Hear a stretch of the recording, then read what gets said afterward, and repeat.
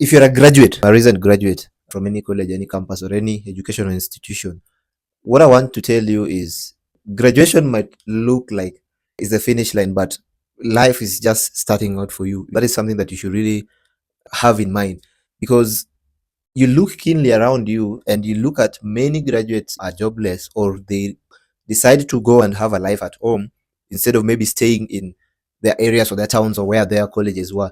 You see, the big problem usually is the preparedness to face the real world. And this is something that they don't tell many students before they graduate or even after they graduate. Myself, I would really like to urge institutions to really prepare their students, because look at it this way: you paid school fees in yourself, you really paid fees so that you can be taught how to conquer the real world, how to make the real money, and how to navigate the nitty-gritties, the hards of life, the ups and downs, and then eventually make it, become rich eventually. That is what many people are looking at. But for me, I do feel that we really have a bunch of jobless graduates resting at home, or others residing to do odd things so that they make money. I think there's the pressure to have everything figured out. And the job market out here, there's a delusion of the job market out here, because many of you think that if you graduate with the good grades that you have, then eventually it's going to be easy for you. You tend to lie to yourself that everywhere you send your CV, it's going to be an A. Everywhere you send your CV, you're going to be called for an interview. But the world is a bit different. And this before, if you are studying maybe a 4-year course, or a 5-year course, I would advise you, this is specifically those who are still in college. If you're doing a 3-year course, by the second year and the third semester of the second year, ensure you have kind of a self-paced preparedness by equipping yourself with any skill that you find easy to learn. There's nobody who will force you to really learn something because somebody else is doing it and making money with it out here. When you flash back very well to those who studied in campuses like the University of Nairobi and the Technical University of Nairobi, there were these guys who used to sell us. We call them like fake bundles, or I don't know how they used to get the bundles, but there was a way they used to, like, I don't know, like get us bundles like a 2 GB or 3 GB. We buy it like for 100 shillings. If fast forward today, these are the guys who sell phones in town. These are the guys who own shops that sell phones, that sell electronics, because it's not about having the kind of blue collar job or white collar job of sitting in the office.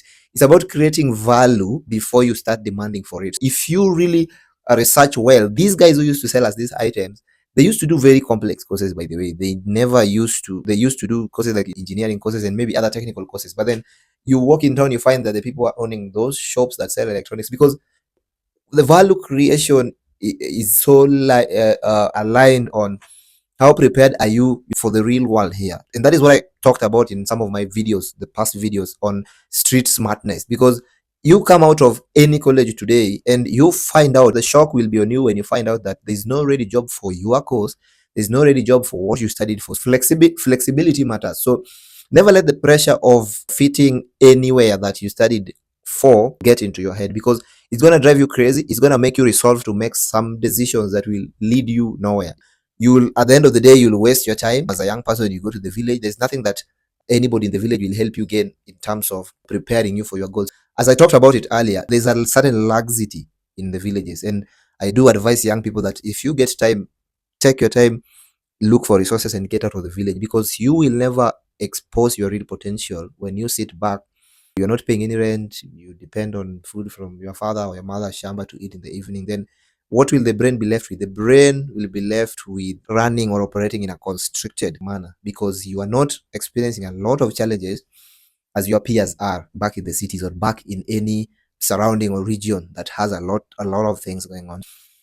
What I do blame every student right now who is in college or who graduated is the lack to equip themselves with relevant skills. Because what you have to know is that you are not going to get a job for what you studied for. There is 78 to 80% chance that you will be one day employed in a job that you didn't study for, or on a role that you didn't study even a bit of it in the college. It calls for flexibility. It calls for being adaptable to any environment. We live in a country or a world where a lot of things are going on, that there's demand for skills, and some of these skills, they're skills that you look at them keenly and you find that we were not taught most of these things in school. The school was more like following a syllabus that has to be followed with all students. Even if your batch finishes and graduates, the batch that will come, they'll follow the same thing.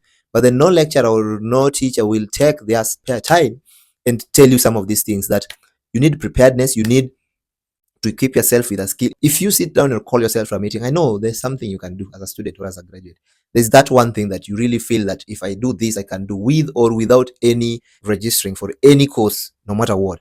You can look around you and say that I am studying engineering, but I can sell shoes, or I can sell clothes, or I can facilitate something, I can be a broker, and so on and so forth. It doesn't have to really be what top skill, a top rated skill or a tech skill. It has to really be about something you're passionate about.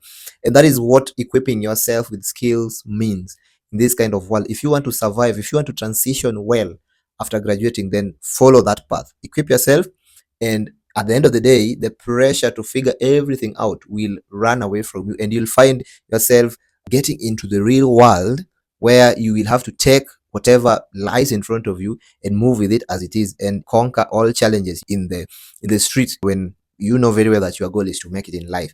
And then with that, you do that some years back before you graduate. If you are doing a 5-year course, do that in the third year. If you're doing a 2-year course, a 4-year course, do that in the last semester of the second year. And when you take that strategy and that approach, believe you me, when you graduate, then life will more like be a continuing line for you. There will not be disjointed transition where you get stranded and start figuring out, now where next. I've graduated, I have the gown, I have the degree, then now where next. That kind of shock should not get you if you apply this strategy.